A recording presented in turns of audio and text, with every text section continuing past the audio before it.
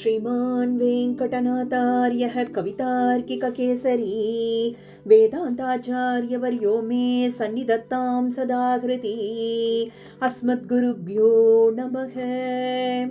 அனைவருக்கும் அடியேனுடைய நமஸ்காரங்கள். மார்கழியினுடைய 4வது நாள் இன்றைய நாள் பாசுரம். ஆழிமழை கண்ணா ஒன்று நீ கை கரவேல் ஆழியுள் புக்கு முகந்து கொடார் தேரி ஊழி முதல்வன் உருவம் போல் மெய் கருத்து பாழியன் தோளுடை பற்பனாபன் கையில் ஆழிபோல் மின்னி வலம்புரி போல் நின்றதிர்ந்து தாழாதே சார்ங்கம் உதைத்த சரமழை போல் வாழ உலகினில் பெய்திடாய் நாங்களும் மார்கழி நீராட மகிழ்ந்தேலோர் எம்பாவாய். பர்ஜன்ய தேவதைக்கு கட்டளையிடக்கூடிய பாசுரமாக இருக்கு. பகவானின் கருணை மழையில் நனைக்கக்கூடிய பாசுரமாகவும் இது இருக்கு. எப்படி ஆரம்பிக்கிறா? ஆழிமழை கண்ணா, சுழன்று சுழன்று பெய்யும் மழைக்கு அண்ணா அப்படின்னு சொல்லி பர்ஜன்ய தேவனை கூப்பிட்டு, நீ மழையை கொண்டு இந்த பூமியில் சேர்க்க வேண்டும். எப்படி சேர்க்க வேண்டும்? ஒன்று நீ கை கரவேல், எதையும் ஒளிச்சு வைக்காமல் மறைக்காமல் கொண்டு வந்து சேர்க்க வேண்டும் அப்படின்னு சொல்றான். அப்போ எப்பேற்பட்ட மழையாக இருக்க வேண்டும், எங்க இருந்து எடுத்துக்கொண்டு வர வேண்டும் அப்படின்லாம் இந்த இடத்துல அடுத்து சொல்ல போறான். ஆழியுள் புக்கு முகந்து கொடார் தேரி, நடுக்கடலுக்குள் சென்று, ஆழம் மிகுந்த நடுக்கடலுக்குள் சென்று நீ மொண்டு எடுத்துக்கொண்டு வர வேண்டும். ஒன்னுத்தையும் ஒளிச்சு வைக்காம அதை மழையாக பொழிய வேண்டும். அப்படின்னா இந்த மொண்டு எடுத்துக்கொண்டு வந்த அந்த தண்ணீர் அனைத்தையும் மேகங்களாக மாற்ற வேண்டும் இல்லையா? அப்ப அந்த மேகங்களாக மாற்றும் பொழுது ஊழி முதல்வன் உருவம் போல் மெய்கருத்து, அப்பேற்பட்ட பிரளய காலத்தில் கருநிறத்தில் இருக்கக்கூடிய நாராயணனை போல இருக்க வேண்டுமா அந்த மேகங்கள் அனைத்தும்?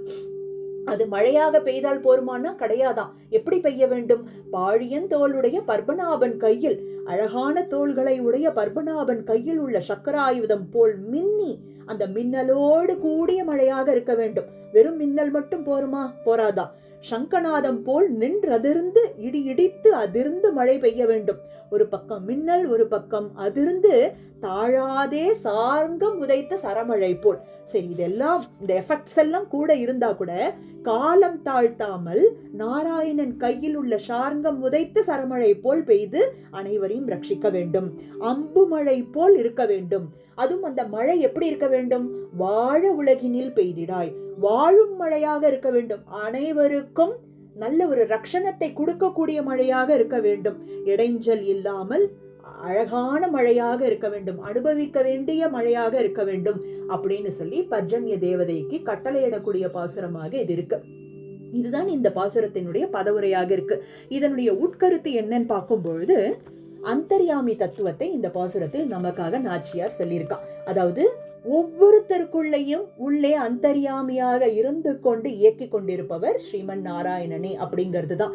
இங்க பர்ஜன்ய தேவதைக்கும் அந்தர்யாமியாக இருந்து அனைத்தையும் கொடுத்து அருள் புரிந்து ரட்சிக்கக்கூடியவன் பெருமாள் அப்படிங்கிற ஒரு விஷயத்தை நம்ம இங்க புரிஞ்சுக்கணும். இப்போ இந்த அந்தர்யாமி தத்துவத்தை நம் கூரத்தாழ்வான் எப்படி தன்னுடைய ஸ்தவங்களில் அனுபவிக்கிறார் அப்படிங்கறத நம்ம பார்க்க போறோம். இதை முதலில் சுந்தர பாகுஸ்தவத்தை கொண்டு நாம அனுபவிக்க போறோம். அதில் 18வது ஸ்லோகம். பிருத்திவ்யாத்யாத்மாந்தம் நியமயதி யஸ்தத்வநிகரம் ததந்தர்யாமி தத்வபுர விதிதஸ்தேன பகவான் சயேஷஸ்வைஸ்வர்யம் ந விஜகதசேஷம் வனகிரிம் சமத்யாசீனோ நோ விஷது ஹிருதயம் சுந்தரபுஜக. அந்தர்யாமி தத்துவம் அப்படிங்கிற விஷயத்தை நம்ம அனுபவிச்சோம். பூமி முதல் ஆத்மா வரையிலான ஒவ்வொரு தத்துவங்கள் தர்மங்களுக்குள்ளவும் எம்பிரான் உரைகின்றான் அப்படிங்கிறது தான் பிருகதாரண்ய உபனிஷத் நம்மளுக்கு சொல்லி கொடுக்கறது.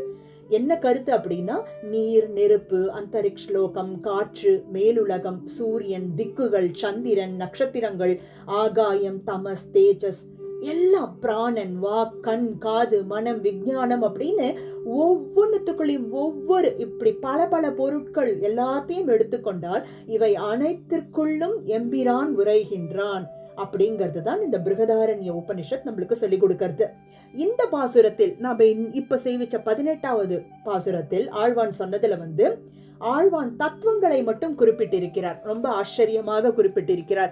எப்படி அப்படின்னு பார்க்கும் பொழுது, பிருத்திவ்யாத் யாத்மாந்தம், அதாவது பிருத்திவி அதாவது மண் முதலாக ஜீவாத்மா வரையிலான யாத்மாந்தம், நியமயதி எஸ் தத்துவ நிகரம், இப்படி தத்துவ கூட்டங்கள் பல பல பல உண்டு. அதாவது பூமியிலிருந்து ஆத்மா வரைன்னு சொல்லி அனைத்தையும் அடக்கிட்டார் அதுக்குள்ள. இப்படி அனைத்து தத்துவங்களுக்குள்ளவும் ததந்தரியாமி அந்தரியாமியாக உரைபவனும். யார் உரைகிறார்? அந்த ஸ்ரீமன் நாராயணனே அந்தரியாமியாக உரைகின்றார். தத்வபுஹு அப்படின்னா அவைகளை உடலாக கொண்டவனும் ஸ்ரீமன் நாராயணனே. அவனை பகவான் என்றும், அதாவது ஞானம், சக்தி, பலம், ஐஸ்வர்யம், வீரியம், தேஜஸ் இப்படி அனைத்தையும் உடையவனும் அப்படின்னு சொல்லி அந்தர்யாமி தத்துவத்தையும் சொல்லி அவற்றை உடலாக கொண்டுள்ளவனும்னு சொல்லி இப்பேற்பட்ட அந்த பெருமாளை நம்ம பகவான் அப்படிங்கிற ஒரு நாமத்தை இட்டு வழங்கியும் இவை அனைத்திற்கும் உரியவன் அந்த ஸ்ரீமன் நாராயணன் அப்படிங்கறத இந்த இடத்துல சொல்றார் பகவான்னு சொல்லி. ச ஏஷஸ்வைஸ்வர்யம், எல்லா ஆற்றலையும் விடாதவன், எந்த நேரத்திலையும் எந்த ஆற்றலையும் விடாதவனும். நவிஜகத சேஷம் வனகிரி, அப்பேற்பட்டவன் எங்கு உரைகின்றான் அப்படின்னா சோலைமலையை இருப்பிடமாக கொண்டுள்ளான். சமத்யாசீனோனோ இருப்பிடமாக கொண்டுள்ள விஷது ஹிருதயம் சுந்தர புஜக, இப்பேற்பட்ட பேராற்றலை உடையவன் சோலைமலையை இருப்பிடமாக வைத்துள்ளான். அவனே எங்கள் உள்ளத்தை இருப்பிடமாக கொள்ள கடவன் அப்படின்னு சொல்லி இந்த இடத்துல கேட்கிறார். அந்தர்யாமியாக இருந்த அனைத்தையும் இயக்கி கொண்டிருக்கக்கூடிய பெருமாள் என்னுடைய ஹிருதயத்திலையும் என்னுடைய உள்ளத்தையும் இருப்பிடமாக கொள்ள அப்படின்னு சொல்லி இந்த இடத்துல ஆழ்வான் ஆசைப்படுறார் இந்த இடத்துல. அடுத்தபடியாக நாம வைகுண்ட ஸ்தவத்தில் 39வது ஸ்லோகத்தை கொண்டு நாம அனுபவிக்க போறோம். இங்க பிரம்மாண்டங்கள் அனைத்திற்கும் எம்பெருமான் ஒரு விளையாட்டு அப்படிங்கிற மாதிரி ஒரு விளையாட்டு பொருளாக வைத்துக்கொண்டு அனைத்தையும் பெருமாள் சிருஷ்டித்து ஸ்திதி லயம் அப்படின்னு சொல்லி அனைத்தையும் பேணி பாதுகாத்து அழித்து மறுபடியும் உருவாக்கி பண்ணி கொண்டிருக்கிறான் அப்படிங்கறத இந்த இடத்துல சொல்ற. முதல்ல ஸ்லோகத்தை சேவிப்போம். யத் சம்வృத்தம் தசகுணோத்தர சப்த தத்வைஹி அண்டம் சதுர்தச ஜகத் பவதாத்ருதாம அண்டானி தத்சு சுதுர்ஷானி பரஷதானி கிரீடா விதேஸ்தவ பரிச்சததாம கச்சன் அப்படின்னு சொல்றார். அதாவது யத் சம்வృத்தம் தசகுணோத்தர சப்த தத்வைஹி, சப்த தத்துவங்களான மண், நீர், ஒளி, காற்று, ஆகாசம், அகங்காரம், மகத் இப்படி சொல்லக்கூடிய இந்த 7 தத்துவங்கள், இது தசகுணோத்தர 10 மடங்கு பெருகியுள்ள, 1 2 கிடையாது, 10 மடங்கு நிறைய பெருகியுள்ள இந்த சப்த தத்துவங்களால் சூழப்பட்டது. சம்வృத்தம்னா சூழப்பட்டுள்ள அனைத்து விஷயங்களும், அண்டங்கள் இது எல்லாத்தாலும் சூழப்பட்டதுதான் நம்ம என்னன்னு சொல்றோம், அண்டம்னு சொல்றோம். அதுதான் சொல்றா இல்லையா, மண்பல் உயிர்களுமாகி பல பல மாய மயக்குகளால் இன்புறும் விளையாட்டு உடையான் அப்படின்னு சொல்லி ஆழ்வார் அனுபவிக்கிறார் இல்லையா. லீலா விபூதியா இருக்கட்டும், நித்திய விபூதியா இருக்கட்டும், எல்லாமே அவனுக்கு உட்பட்டது. பூமியின் கீழே அத்தலம், விதலம், நிதலம், தலாதலம், மகாதலம், சுதலம், பாதாளம் இப்படி 7 லோகங்கள் இருக்கு. பூமிக்கு மேல பூலோகம், புவர்லோகம், சுவர்லோகம், மகர்லோகம், ஜனர்லோகம், தப்போலோகம், சத்தியலோகம் அப்படின்னு 7 லோகங்கள் இருக்கு. இப்படி 14 லோகங்கள் உள்ளடக்கியதுதான் சதுர்முக பிரம்மாவின் சிருஷ்டிக்கு உட்பட்டதும். எல்லாமே இந்த லோகங்களை உள்ளடக்கியதும் சரி, பிரம்மாவினுடைய சிருஷ்டிக்கு உட்பட்டதும் சரி, அவனை தலைவனாக கொண்டிருக்கு இல்லையா, பெருமாளை தலைவனாக கொண்டிருக்கு. இதற்கு தான் ஒரு அண்டம் என்று சொல்றோம் இந்த இடத்துல நாம. அதுதான் அண்டம் சதுர்தச ஜகத் பவதாத்ருதாம. இதைதான் அண்டத்திற்கு ஒரு பிரம்மாண்டம் என்று நம்ம பெயர் சொல்றோம் இந்த இடத்துக்கு தான். இப்படி பிரம்மாண்டம் அனைத்தையுமே அனந்த பிரம்மாண்டங்கள், 1 2 கிடையாது, அனந்த பிரம்மாண்டங்களும் எம்பெருமானுக்கு விளையாட்டு பொருளாக இருக்கின்றன அப்படிங்கறத அண்டம் சதுர்தச ஜகத் பவதாத்ருதாம அண்டானி தத்சு சுதுர்ஷானி பரஷதானி, இப்படி 100 கணக்கான அண்டங்கள். பரஷதானி என்றால் ஒரு அண்டத்தை பற்றி நம்ம இப்ப பேசினோம். இந்த மாதிரி 100 அண்டங்கள் இருக்கு. இந்த 100 அண்டங்கள் அனைத்துமே கிரீடா விதேஸ்தவ, எல்லாமே விளையாட்டிற்காக உருவாக்கப்பட்டது, பெருமாளினுடைய விளையாட்டிற்காக விளையாட்டு பொருளாக உருவாக்கப்பட்டது. பரிச்சதாம கச்சன், அதை கருவியாக கொண்டு பெருமாள் என்ன பண்றார், அதை விளையாட்டு பொருளாக கொண்டு அனைத்தையும் சிருஷ்டி ஸ்திதி லயம் என்று அனைத்தையும் பேணி காத்து எல்லாத்தையும் உருவாக்கி அழித்து கொண்டும் பாதுகாத்து வருகிறான் அப்படிங்கிறது தான் இந்த இடத்துல சொல்ல வருது.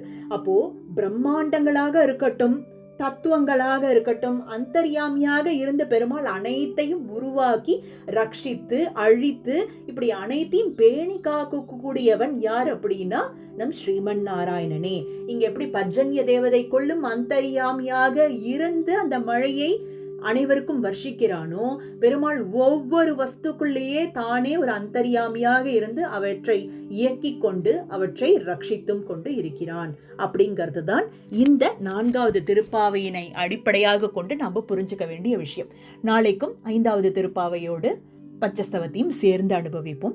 கவிதார்க்கிக சிம்ஹாய கல்யாண குணசாலினே ஸ்ரீமதே வெங்கடேஷாய வேதாந்த குரவே நமக.